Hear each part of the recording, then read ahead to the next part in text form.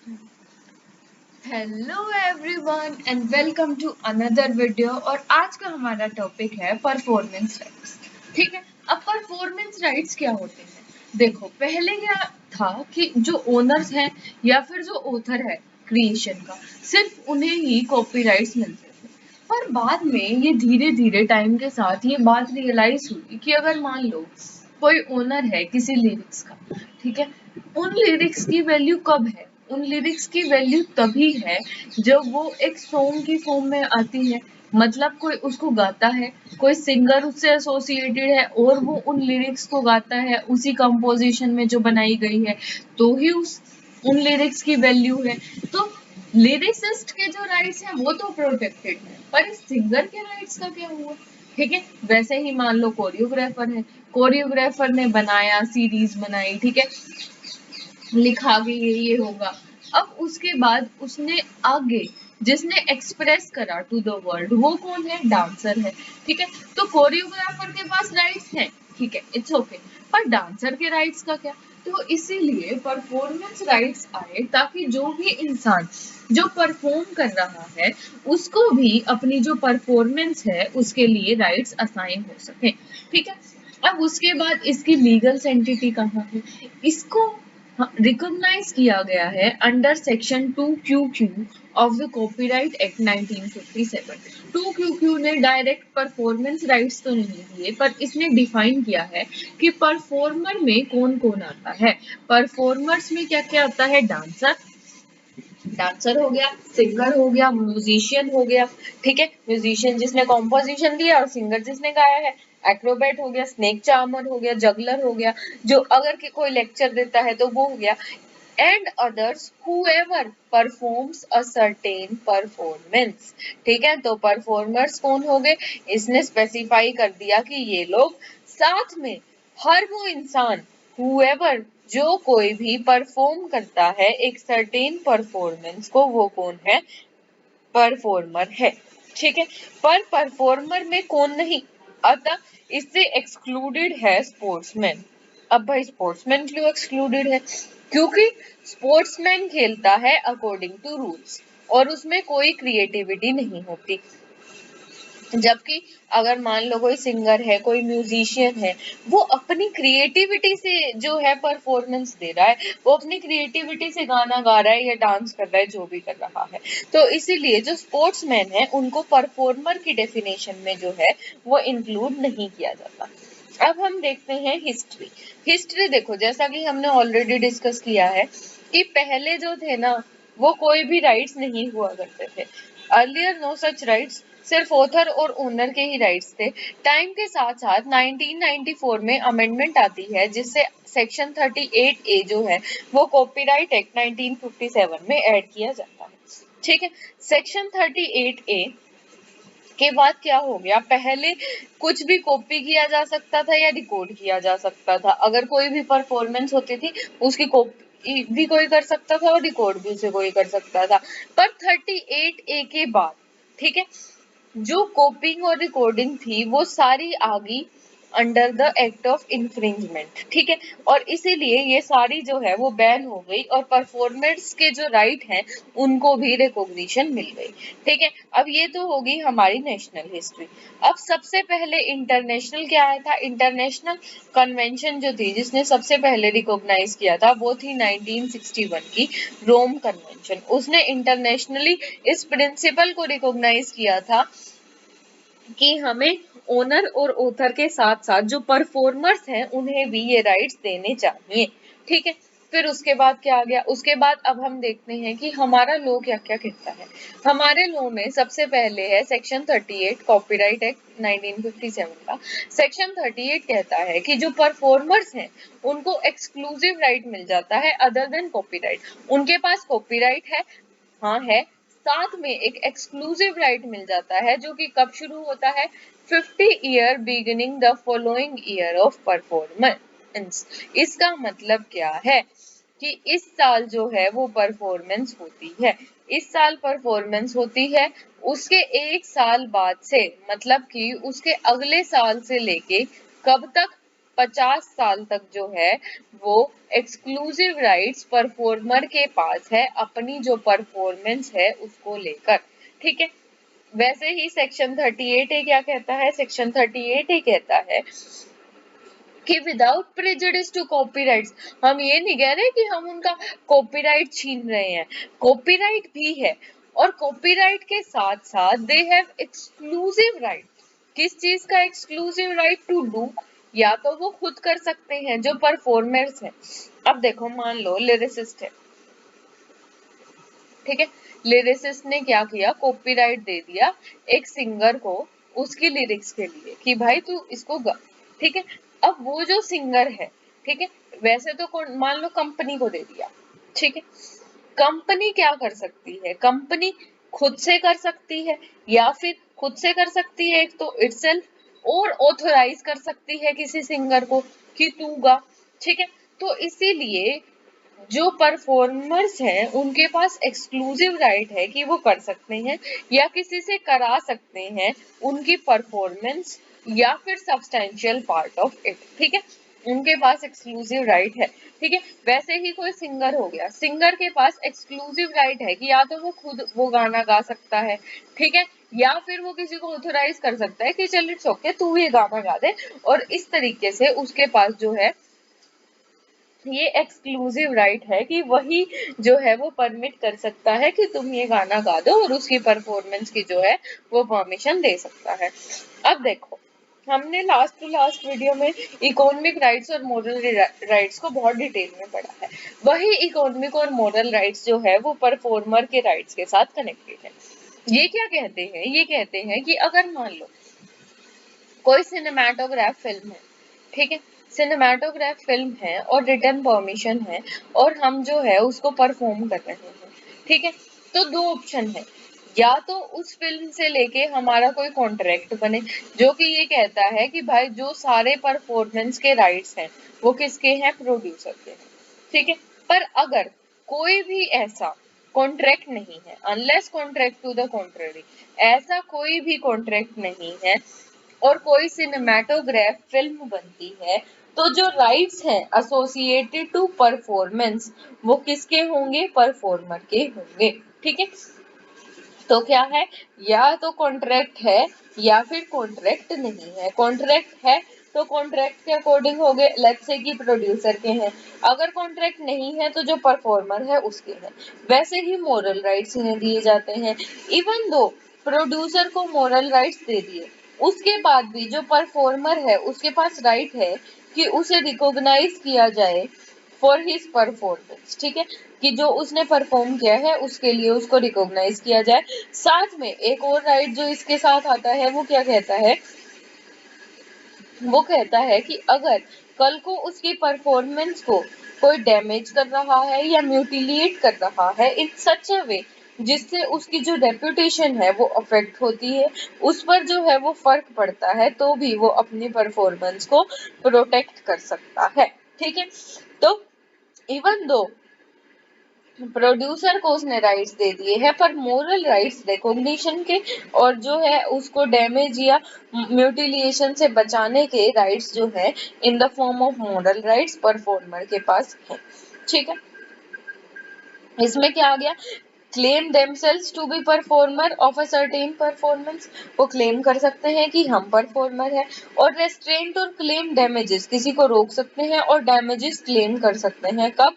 If म्यूटिलिएशन, कोई उसको damage करके तोड़ मोड़ के कुछ बना दिया, मॉडिफिकेशन उसमें चेंजेस कर दिए, और other changes made which are prejudicial to his reputation. अगर मान लो कोई भी ऐसे चेंजेस उस परफॉर्मेंस में कर दिए गए हैं जो कि उसकी रेप्यूटेशन के अगेंस्ट है, तो वो रेस्ट्रेंट कर सकता है और डैमेजेस क्लेम कर सकता है। Note if technology changes cut to fit timeline. ठीक है, कब नहीं हो सकता ये रेस्ट? अगर चेंज हो गया टेक्नोलॉजी के अकॉर्डिंग तो ये तब नहीं अप्लाई होता अगर टेक्नोलॉजी चेंज हो गई या फिर उस परफॉर्मेंस को टाइमलाइन के लिए फिट करने के लिए कट कर दिया गया, तो जो है ये मॉरल राइट एग्जिस्ट नहीं करता। ठीक है, मतलब सब्जेक्ट टू लिमिटेशंस है। जो लिमिटेशंस ये है कि टेक्नोलॉजी चेंज हो गई तो अकॉर्डिंग टू टेक्नोलॉजी चेंजेस किए जा सकते हैं, और अगर टाइमलाइन छोटी चाहिए तो हो सकता है कि परफॉर्मेंस को कट शॉर्ट करना पड़े उस टाइमलाइन में फिक्स करने के लिए। ठीक है, अब राइट्स क्या क्या है परफॉर्मर के पास। परफॉर्मर विजुअल और साउंड रिकॉर्डिंग बना सकता है, वीडियो और साउंड रिकॉर्डिंग हो सकती है, मेक रिकॉर्डिंग रिकॉर्डिंग बना सकता है, and allow others to record दूसरों को भी अलाउ कर सकता है रिकॉर्ड करने में। Broadcast writing plus return authority, अगर मान लो ब्रॉडकास्ट के राइट्स दिए गए हैं और रिटर्न अथॉरिटी है तो ही जो प्रोड्यूसर है उसके पास ये राइट्स ट्रांसफर होंगे। परफॉर्मर के राइट्स, उसमें भी उसको रॉयल्टी या जो भी उनका कॉन्ट्रैक्ट में अग्रीड होगा वो देना पड़ेगा। फिर वो प्रोड्यूस कर सकता है अपने काम को, कम्युनिकेट कर सकता है लोगों में, रेंट कर सकता है उसको, लोगों को रेंट में दे सकता है, उसकी कॉपीज कर सकता है, कॉपी बना सकता है और उसी काम को रिप्रोड्यूस कर सकता है, फिर से बना सकता है, सारे राइट्स। पर उससे पहले क्या करना पड़ेगा, जो दूसरे परफॉर्मर्स हैं, मान लो कोई सिंगर है, सिंगर प्रोड्यूस कर रहा है गाने को, लोगों के सामने कम्युनिकेट कर रहा है, उसे रेंट कर रहा है, कॉपी बना रहा है या रिप्रोड्यूस कर रहा है, तो वो कर सकता है, उसके पास राइट है। पर कंडीशन क्या है, बिफोर है, इससे पहले जो लिरिसिस्ट है, जो कंपोजर है, उससे सारे राइट्स उसे लेने होंगे। ठीक है, उसके बाद एक और राइट क्या है, ये वो जो है अपनी परफॉर्मेंस को ब्रॉडकास्ट करने का राइट दे सकता है, स्क्रीनिंग करने का राइट दे सकता है, चाहे वो वायरलेस हो या वायर वाले पे हो। ठीक है, वायरलेस और वायरलेस डिफ्यूजर पर वो अलाउ कर सकता है ब्रॉडकास्टिंग। पर अगर ये प्रोड्यूसर का राइट है तो जब तक प्रोड्यूसर ऑथोराइज नहीं करता तब तक नहीं कर सकता है। ठीक है, मतलब सारा कॉन्ट्रैक्ट पे बेस्ड है, वैसे तो वो कुछ भी कर सकता है पर अगर उसके पास राइट्स हैं तो। फिर सेक्शन 38 भी आ गया। 38 भी कहता है कि अगर इसके अलावा कोई और कमर्शियल यूज होता है तो उसे क्या मिलेगी, रॉयल्टी मिलेगी। कम्युनिकेशन होती है अदर देन ब्रॉडकास्ट, कोई और फॉर्म ऑफ स्ट्रीमिंग होती है तो उसे रॉयल्टी मिलेगी। ठीक है, इन्फ्रिंजमेंट कब होगी, इन्फ्रिंजमेंट होगी अगर इनमें से जो ऊपर हमने राइट्स डिस्कस करे, इनमें से कोई भी राइट्स वायलेट कर देती है कोई भी थर्ड पार्टी या कोई भी इंसान। फिर सेक्शन 39 कहता है कि ये सबसिस्ट नहीं करता, किन केसेस में सबसिस्ट नहीं करता, for private use of person. अगर मान लो मैं किसी कॉन्सर्ट में गई और मैंने ना उस कॉन्सर्ट की वीडियो बना ली, ठीक है, और वीडियो मैंने किसी को भेजी नहीं और मैंने बस अपने पास रखी, तो प्राइवेट यूज ऑफ पर्सन के लिए है, तो जो है परफॉर्मर के राइट में वॉयलेट नहीं कर सकती। अगर मान लो कोई लेक्चर दिया, ठीक है, एक टीचर ने वो लेक्चर जो है वो रिकॉर्ड कर लिया और कल को आगे अपने स्टूडेंट्स के आगे वो लेक्चर यूं का यूं चला दिया, तो बोनाफाइड टीचिंग है, या फिर तो उसमें जो है वो वायलेट नहीं हो रहा, या फिर टीचर ने लेक्चर को रिकॉर्ड करके उसको बेसिस बनाया फॉर हर रिसर्च। ठीक है, तो बोनाफाइड टीचिंग है या रिसर्च है तो भी नहीं वायलेट हो रहा। या फिर क्या है, अगर मान लो एक कॉन्सर्ट हुआ, ठीक है, तो न्यूज चैनल वालों ने चला दिया कि यहाँ यहाँ उसका कॉन्सर्ट हुआ, या कॉन्सर्ट की एक छोटी सी क्लिप डाल दी, तो एक्सर्प्ट और परफॉर्मेंस या फिर ब्रॉडकास्ट ऑफ करंट अफेयर्स है, फेयर यूज के लिए, रिव्यू के लिए, हमने लोगों के रिव्यू के लिए चला दी। ठीक है, तो ये भी जो है ये अलाउड है। फिर अगर कोई जैसे लोग होते हैं मूवी के रिव्यू दे देते हैं, तुमने देखा होगा यूट्यूब पे ना मूवी का नाम लिख के और 1.5-2 घंटे के रिव्यू दे रखे होते हैं, स्टोरी सुना रखी होती है, तो वो भी यही हो गया, वो इसी राइट्स को यूज करते हैं। फिर हो गया adaptation and modification, fair dealing. ठीक है, अडेप्टेशन कर लिया मतलब उसका कोई और, या मॉडिफिकेशन कर लिया जो कि फेयर डीलिंग में आती है। फेयर डीलिंग क्या है, वैसे तो फेयर डीलिंग जो हमारा कॉपीराइट एक्ट है उसके सेक्शन 52 में बताया गया है कि अगर ये काम है, तो अगर ये काम किए जा रहे हैं एक सब्जेक्ट मैटर ऑफ कॉपीराइट के साथ तो उसे इन्फ्रिंजमेंट नहीं माना जाएगा। ठीक है, तो अगर अडेप्टेशन या मॉडिफिकेशन फेयर डीलिंग के अंडर आती है, चाहे वो सेक्शन 52 में नहीं भी है तो भी वो वायलेशन नहीं है, और अगर जुडिशियल प्रोसीडिंग में या लेजिस्लेचर उसका यूज कर रहा है तो भी जो है वो इन्फ्रिंजमेंट नहीं है। ठीक है, फिर आता है सेक्शन 39A।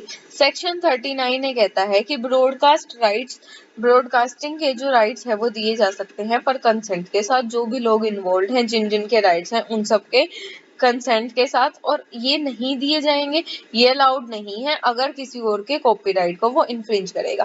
ठीक है भाई, परफॉर्मर को हम उसके राइट्स दे रहे हैं, पर इसका मतलब ये नहीं है कि वो दूसरों के राइट्स को उससे इन्फ्रिंज करे।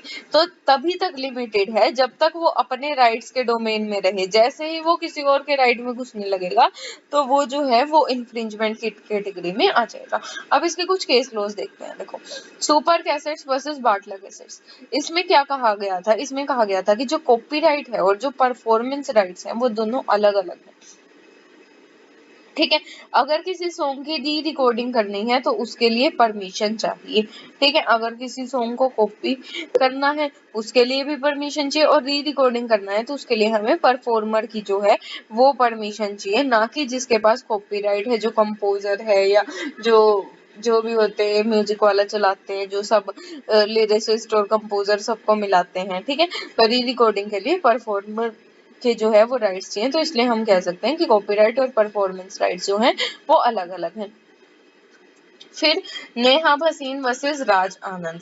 नेहा भसीन वर्सेस राज आनंद के केस में क्या कहा गया था? यहाँ पर कहा गया था कि भाई लाइव स्ट्रीमिंग है, अगर वो फर्स्ट टाइम के लिए रिकॉर्ड हो रही है या तो स्टूडियो पे या पब्लिक के लिए, ठीक है, तो उसको हम जो है वो सेफ गार्ड करेंगे। अब अगर ये लाइव स्ट्रीमिंग है, इसको यूज कर लिया किसी ने बिना अथॉरिटी के, तो ये क्या हो गई? इन्फ्रिंजमेंट हो गई।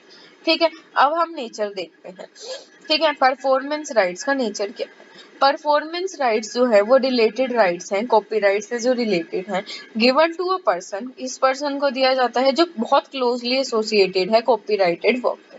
ठीक है, अब इसके 3 बेनिफिशियरी हो सकते हैं। परफॉर्मर्स, जिन्होंने परफॉर्म किया है, प्रोड्यूसर ऑफ म्यूजिक, जिसने म्यूजिक प्रोड्यूस किया है, और ब्रॉडकास्टिंग राइट्स। ठीक है, उसके बाद रेमेडी, अगर मान लो इनकी इन्फ्रिंजमेंट हो जाए तो रेमेडी क्या क्या है? सेक्शन 55, 63 टू 70 हो गया, हमें कॉपीराइट एक्ट में दिए गए हैं। सिविल रेमेडी है, डैमेज सीक कर सकते हैं, इंजंक्शन कर सकते हैं, उसे रोक सकते हैं। क्रिमिनल लाइबिलिटी के अंदर 50,000 टू 2 लाख का फाइन और 6 मंथ टू 3 इयर्स की इम्प्रीजनमेंट दे सकते हैं। फिर साथ में एंटन पिलर ऑर्डर पास कर सकते हैं। एंटन पिलर ऑर्डर क्या कहता है कि अगर प्लेंटिफ एप्लीकेशन से रिक्वेस्ट करता है कोर्ट को, तो कोर्ट अलाउ कर देगी। अगर मान लो एक प्लेंटिफ है, उसने एक परफॉर्मेंस दी, ठीक है, लाइव स्ट्रीमिंग थी, पहली बार थी, ठीक है, नेहा भसीन के केस में कहा गया है कि ये जो लाइव परफॉर्मेंस है इसको कोई अनऑथराइज्ड वे में जो है वो यूज नहीं कर सकता।